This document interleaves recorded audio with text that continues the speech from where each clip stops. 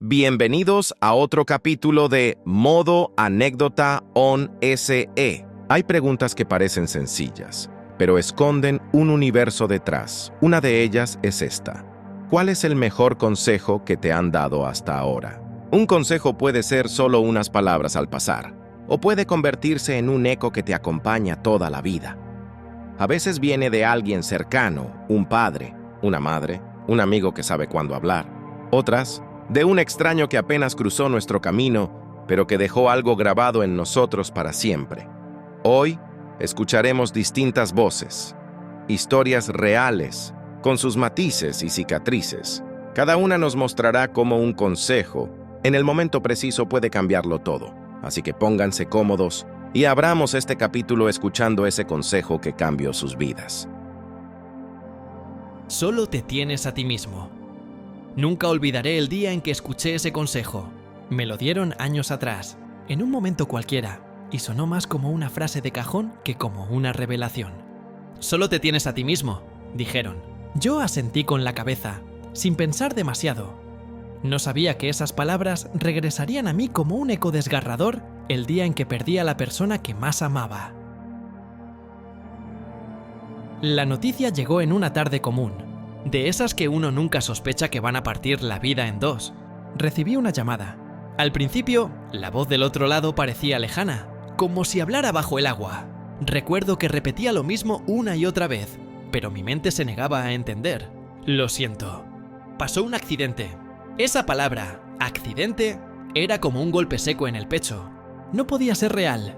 No en ese momento, no en mi vida. Colgué sin saber cómo. Y entonces llegó el silencio. Ese silencio espeso que se instala en los huesos y que no se parece a nada. Los primeros días fueron automáticos. El funeral, los abrazos, las miradas de compasión. Todo ocurría como si yo fuera un espectador de mi propia vida. Recuerdo el olor de las flores, tan intenso que me mareaba. Recuerdo las manos de mi madre sujetando las mías, como si quisiera evitar que me desmoronara. Recuerdo gente diciendo, sé fuerte, o todo pasa. Frases bien intencionadas, pero huecas frente al abismo que se abría bajo mis pies. Agradecía sus palabras, sí, pero cada noche, al cerrar la puerta de mi habitación, quedaba cara a cara con el vacío. El dolor era solo mío, y nadie podía sentirlo en mi lugar. Ahí fue cuando esas palabras regresaron. Solo te tienes a ti mismo. Al principio las odié, me parecían crueles, casi inhumanas. ¿Cómo podía alguien esperar que yo soportara aquello solo? Pero con los días empecé a entender. La compañía era valiosa, sí, el cariño se agradecía. Pero cuando el silencio caía y las lágrimas se desbordaban, no había brazos que alcanzaran. Era mi propia voz la que tenía que sostenerme, mi propia fuerza la que debía levantarse, aunque temblara. Hubo noches interminables. Me recostaba deseando dormir, pero el insomnio me mantenía prisionero en pensamientos que no podía detener. El recuerdo volvía una y otra vez, como una película sin pausa. Cada detalle, cada risa compartida, cada instante perdido, todos me golpeaban con la fuerza de un martillo. En esas noches, aprendí lo que significaba realmente tenerme a mí mismo. Era hablarme en medio de la desesperación. Era recordarme, entre sollozos, que debía respirar una vez más. Era repetirme que estaba vivo, aunque no supiera qué hacer con esa vida. Un día, semanas después, salí a caminar sin rumbo. El aire frío me golpeaba el rostro y sentía que cada paso era un esfuerzo titánico. Me detuve en una plaza, mirando a un grupo de niños jugar. Corrían, reían, se caían y volvían a levantarse sin importarles nada. No sé cuánto tiempo estuve allí, observando, pero en medio de esa escena cotidiana, me descubrí sonriendo apenas, casi sin querer. Fue una chispa mínima, un destello entre tanta oscuridad, y entendí que la vida, con todo y su crudeza, seguía moviéndose. Que yo, aunque quebrado, seguía aquí.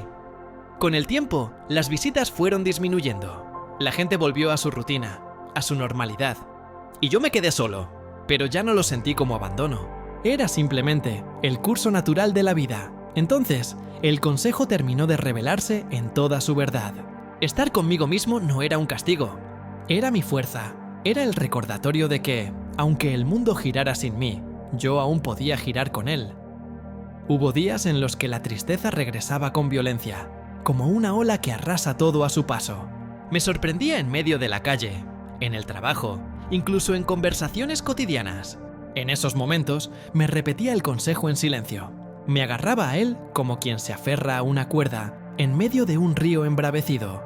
Y aunque dolía, aunque a veces parecía imposible, volvía a salir a flote, una y otra vez. Hoy, al mirar atrás, no hablo de aquel episodio desde la derrota. Lo hago desde la certeza de que aprendí una verdad irrefutable. Sí, tengo gente que me quiere, y lo agradezco con el corazón. Pero al final, cuando la vida se oscurece, cuando el dolor es tan íntimo que no se puede compartir, ahí estoy yo, no perfecto, no invencible, pero presente. Y eso basta. Ese consejo, que en su momento sonó tan frío, se convirtió en el faro que me sostuvo en la noche más larga de mi vida. Hoy lo llevo conmigo, y cuando alguien cercano me habla de su dolor, no ofrezco frases vacías, solo les digo lo que una vez me dijeron a mí, con la seguridad de quien lo vivió en carne propia. Solo te tienes a ti mismo. Habrá gente que te acompañe en tu camino, y también habrá gente que te apoye, pero al final, en tus tormentas más oscuras, donde solo tú sientes el dolor, estarás ahí, para ti mismo, y podrás salir adelante. Haz a otros lo mismo que te gustaría que hicieran contigo. Cuando era niña, escuché ese consejo tantas veces que llegó a sonar como un refrán. Haz a otros lo mismo que te gustaría que hicieran contigo. Lo decían mis padres, mis maestros, hasta en la iglesia lo repetían como si fuera una regla sagrada. De pequeña lo entendía de forma simple.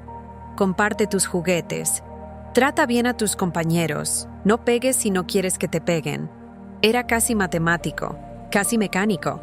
Pero lo que nadie me explicó es que, con los años, esa frase iba a convertirse en un espejo incómodo. Un espejo que me pondría frente a la pregunta más difícil. ¿Serías capaz de tratar con bondad incluso a quien te hizo daño? El momento llegó de golpe, en una etapa de mi vida en la que pensaba que lo tenía todo bajo control. Tenía un grupo de amigos sólido, una rutina estable, sueños por delante. Hasta que un día, uno de esos amigos, alguien en quien confiaba ciegamente, me traicionó. No fue una traición pequeña, fue algo que me arrancó el piso bajo los pies. Una mentira prolongada, una manipulación que me dejó expuesta y humillada frente a los demás. Cuando la verdad salió a la luz, me sentí desnuda, vulnerable, como si me hubieran arrebatado no solo la confianza, sino también una parte de mí mismo. El dolor no vino solo de lo que hizo, sino de quién lo hizo, porque uno espera golpes del mundo, pero no de las personas que uno deja entrar al corazón. Durante semanas, lo único que habitaba en mí era rabia. Rabia y un deseo profundo de venganza. Pensaba, si me hizo esto, se merece lo mismo o peor. Me lo repetía en silencio, como si fuera la única forma de equilibrar la balanza. Y entonces, casi como un susurro, regresó esa frase que había escuchado toda la vida. Haz a otros lo mismo que te gustaría que hicieran contigo.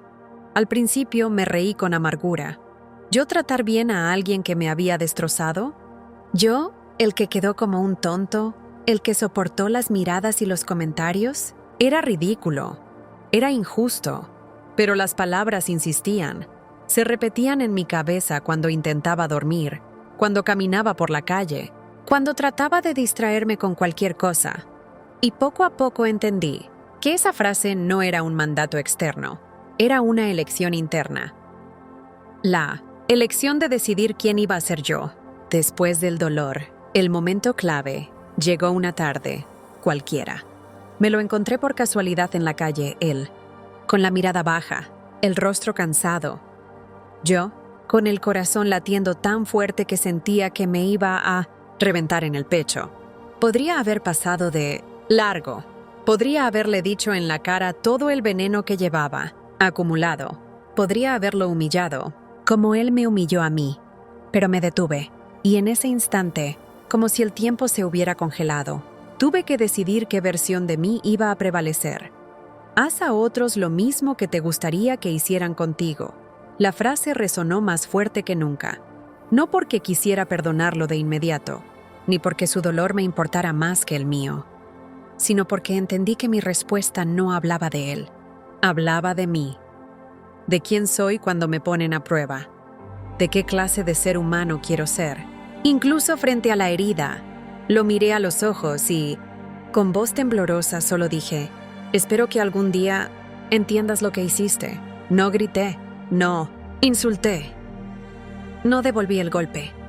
Me limité a soltar esas palabras y seguir caminando. No fue un acto heroico, no fue fácil, fue un peso enorme, el que tuve que cargar en ese instante, pero con cada paso que di, lejos de él, sentí que recuperaba un pedazo de mi dignidad, un pedazo que no hubiera vuelto si me rebajaba a su mismo nivel. Los días siguientes no fueron mágicos. El dolor seguía ahí.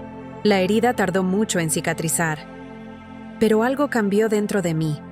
La certeza de que había actuado de acuerdo a lo que siempre había querido para mi vida. No un mundo perfecto, no un mundo sin errores, sino un mundo en el que, al menos yo, eligiera poner bondad donde otros pusieron daño. Con el tiempo entendí que esa frase no garantiza reciprocidad. No significa que si tratas bien, todos te tratarán igual. De hecho, muchas veces no es así. Pero lo que sí asegura es que puedes dormir en paz contigo mismo, sabiendo que, aunque el mundo no siempre devuelva lo que das, tu reflejo no se quiebra. Hoy, cuando recuerdo aquel episodio, ya no lo hago con rabia. Lo hago con una especie de calma extraña, porque sé que, aunque me hirieron, no me convertí en lo mismo que me dañó. Y eso, para mí, es una victoria más grande que cualquier venganza. Ese consejo que parecía tan simple de niño, se transformó en mi brújula moral en uno de los momentos más oscuros de mi vida. Y si ahora alguien me pregunta por el mejor consejo que he recibido, no lo dudo un segundo. Haz a otros lo mismo que te gustaría que hicieran contigo.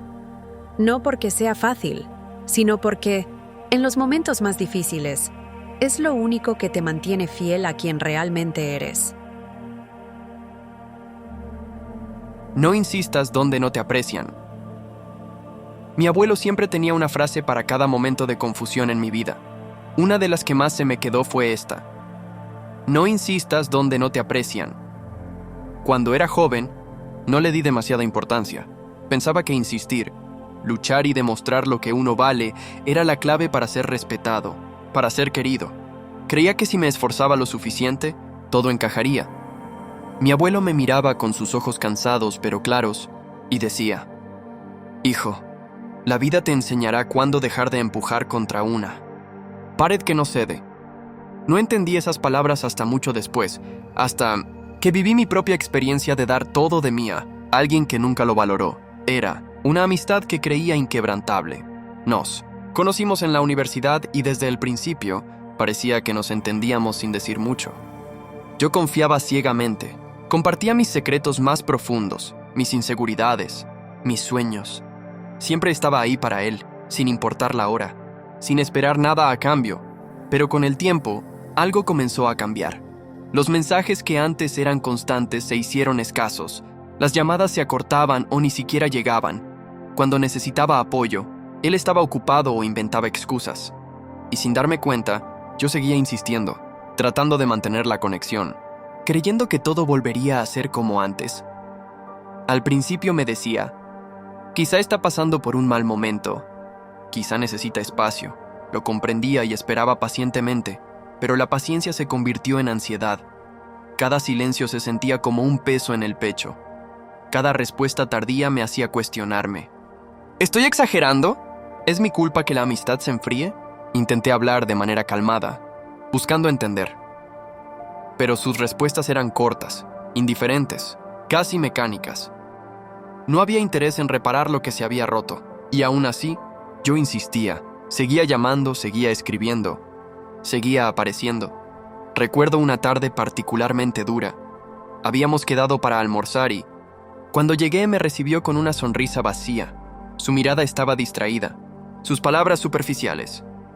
Mientras hablaba, yo sentía cómo cada intento mío de conectar se estrellaba contra un muro invisible. Sentí vergüenza por insistir tanto, por dejar que alguien pudiera desvalorizar mi afecto de esa manera. Esa noche, caminando solo por la ciudad, recordé las palabras de mi abuelo. No insistas donde no te aprecian. Al principio sentí rabia. ¿Cómo voy a dejarlo así? Después de todo lo que he hecho por él, pero el eco de esa frase resonaba más fuerte que mi indignación. No era cuestión de orgullo herido, era cuestión de dignidad. Me senté en un banco, bajo un árbol que ya empezaba a soltar hojas por el otoño.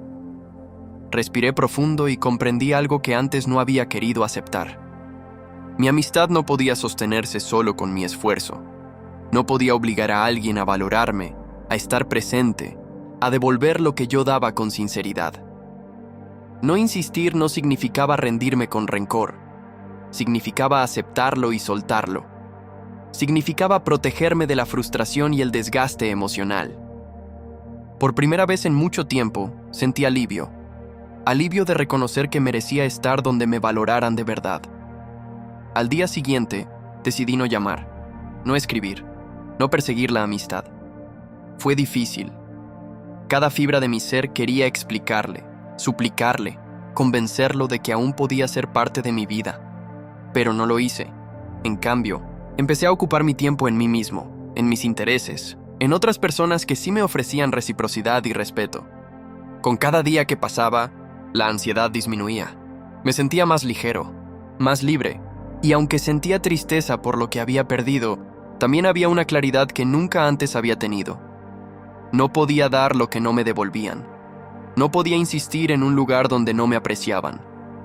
El proceso no fue instantáneo. Hubo noches largas en las que recordaba momentos felices, risas compartidas, planes hechos juntos.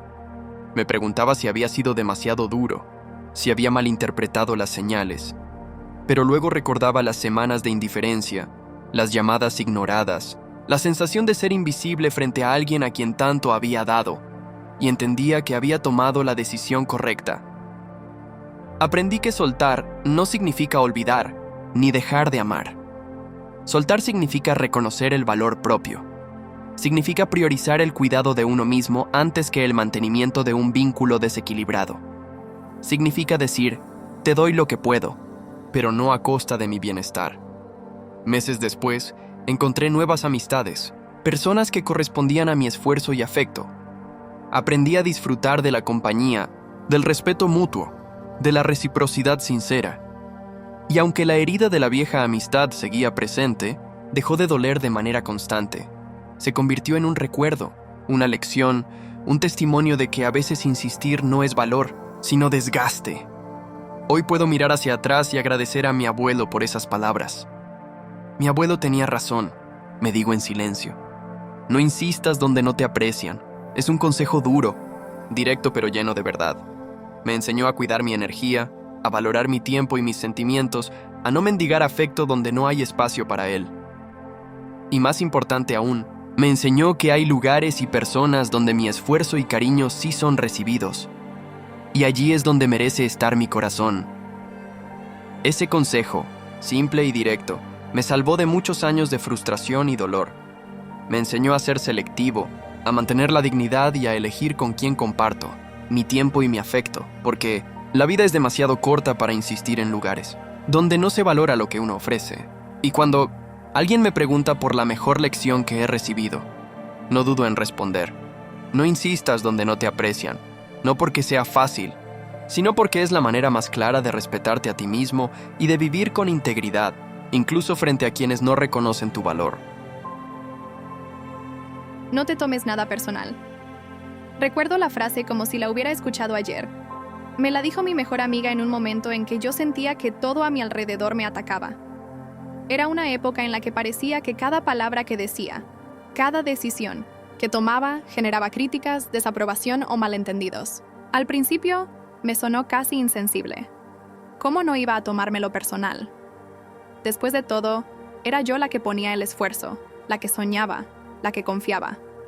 Cada comentario negativo, cada mirada fría, cada reproche parecía dirigido directamente a mi corazón. Trabajaba en un proyecto que significaba mucho para mí. Había dedicado semanas, horas interminables, energía que me dejaba agotada pero orgullosa. Pero cada reunión, cada revisión del trabajo, se convertía en una tormenta. Mi jefe cuestionaba mis decisiones, mis colegas opinaban sin filtros, y yo sentía que mi pasión y dedicación eran menospreciadas. Me llevaba el corazón al trabajo, como siempre lo hago, y todo lo que recibía parecía arrancármelo. Cada corrección se sentía como un golpe, cada sugerencia como un recordatorio de que no era suficiente. Fue mi amiga quien me habló de la frase, con voz calmada, mientras yo lloraba en su departamento. No te tomes nada personal. Al principio pensé que era un cliché, que sonaba fácil decirlo, pero imposible de aplicar. Pero algo en su mirada me hizo detenerme. Algo en su voz me hizo escuchar de verdad. Me dijo que la mayoría de lo que nos hiere no nace de nosotros. Que las críticas, los juicios, las actitudes de los demás casi siempre reflejan sus propios miedos, inseguridades y luchas internas. Decidí intentarlo. No fue inmediato. Las primeras semanas fueron un caos interno. Me sorprendía reaccionando, sintiendo el mismo dolor, la misma rabia. Pero cada vez que respiraba profundo y recordaba la frase, algo cambiaba. No te tomes nada personal. No era una negación de mis emociones. No significaba ignorar lo que sucedía. Era un acto de protección, una forma de separar lo que pertenecía a los demás de lo que pertenecía a mí. Recuerdo un día particularmente intenso.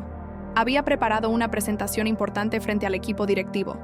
Esperaba reconocimiento, tal vez un poco de gratitud por el esfuerzo invertido, pero las preguntas y comentarios fueron incisivos, críticos, a veces hirientes. Sentí cómo me tensaba, cómo el corazón se aceleraba, cómo quería defenderme con vehemencia. Entonces respiré. Recordé las palabras de mi amiga. No te tomes nada personal. Miré cada crítica como si viniera de un extraño. Observé las palabras sin juzgarme a mí misma. Y descubrí que podía escuchar, aprender, y al mismo tiempo no cargar con el peso de su juicio. Con el tiempo, esto se convirtió en un hábito. No fue sencillo. No todos los días lograba mantener la calma, pero gradualmente entendí que separarme de las críticas me daba claridad. Me permitía discernir qué comentarios eran constructivos y cuáles simplemente reflejaban inseguridades ajenas. Aprendí a escuchar sin reaccionar emocionalmente. Aprendí a proteger mi energía sin volverse indiferente. Aprendí que la vida se vuelve más ligera cuando no llevas sobre tus hombros el peso de lo que otros proyectan sobre ti. Este aprendizaje no se quedó en el trabajo. Llegó a mis relaciones personales, familiares, amistades, e incluso en situaciones cotidianas. Cuando alguien me juzgaba, me criticaba o me rechazaba, recordaba la frase y respiraba. No porque dejara de importar lo que pensaban, sino porque entendía que sus emociones no eran mías, que sus juicios no definían mi valor ni mis decisiones. Hubo momentos difíciles, discusiones, malentendidos, traiciones. Al principio era tentador tomarlo todo personal, reaccionar, herir de vuelta, pero cada vez que lo hacía, recordaba las noches en que mi amiga me dijo esas palabras y sentía cómo podía elegir otro camino. Aprendí también que no tomarlo personal no significa permanecer pasiva o aceptar injusticias.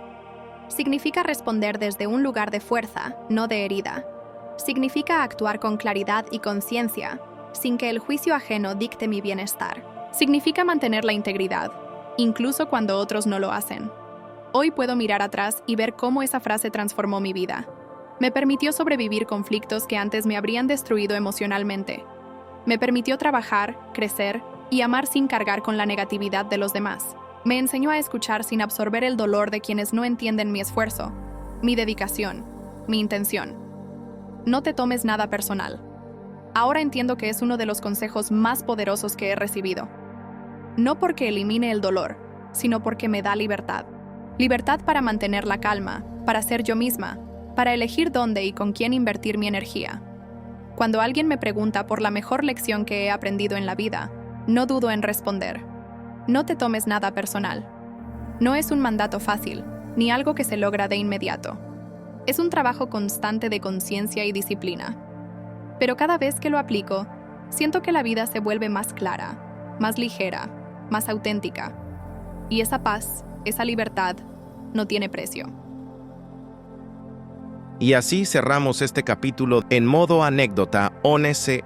Hoy escuchamos consejos que marcaron vidas, lecciones que nacieron de momentos difíciles, de pérdidas, de amistades rotas y de aprendizajes que dejaron huella. Si alguna de estas historias resonó contigo, Recuerda que no estás sola, no estás solo. Cada experiencia compartida es un reflejo de lo que muchos sentimos, aunque a veces no lo digamos en voz alta. Si quieres, comparte este video con alguien más, porque quizás esas palabras también le hagan falta. Gracias por acompañarnos en este viaje. Si te gustó, no olvides dejar tu comentario y suscribirte para no perderte los próximos relatos basados en experiencias de la vida real. Nos reencontramos en el próximo capítulo, con nuevas voces, nuevas historias y más reflexiones. Nos vemos en la próxima anécdota.